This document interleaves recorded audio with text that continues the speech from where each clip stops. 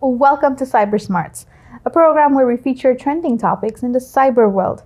In this episode, we will be talking about a new phenomenon hitting the internet called Doomscrolling.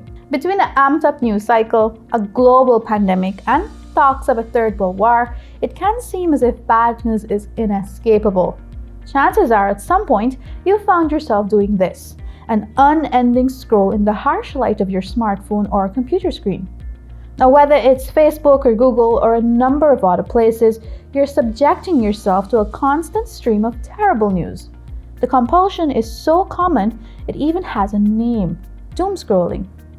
Now, what is doomscrolling?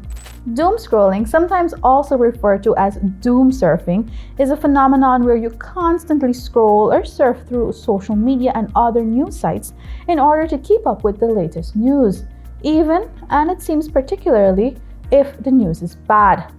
Although the phrase is thought to have been coined sometime in 2018 on Twitter, it's picked up steam since then in our cultural lexicon, becoming more popular after the start of the COVID-19 pandemic. Now you may be thinking the solution to doom scrolling is quite simple. Just stop scrolling, right? Easier said than done.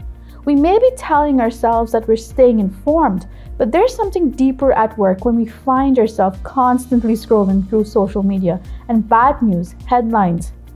Doom scrolling can reinforce negative thoughts and a negative mindset, something that can greatly impact your mental health by exacerbating pre-existing or developing mental health symptoms. Consuming negative news has been linked in research with greater fear, stress, anxiety, and sadness, making it more difficult to notice the positive side of things. If doom scrolling is so hazardous to our health, then why do we do it?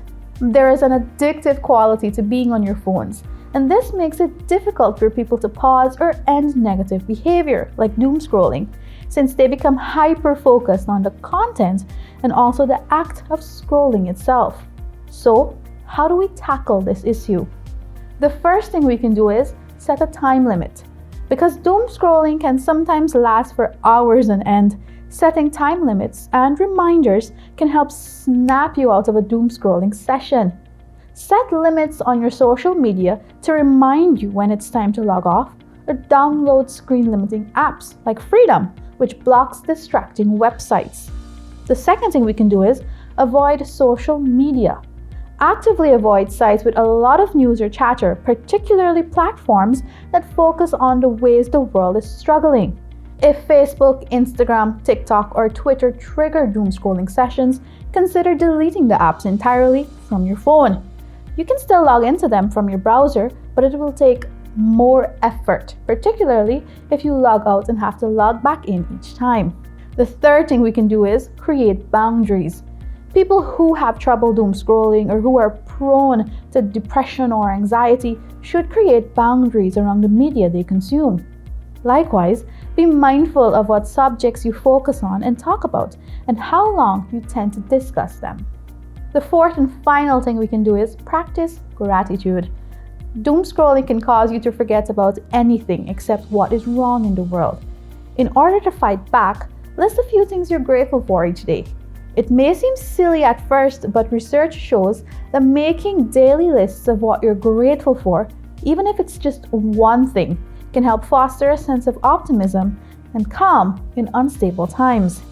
So the next time you find yourself scrolling through the dark abyss of bad news, remember to practice these steps. Let's be cyber smart.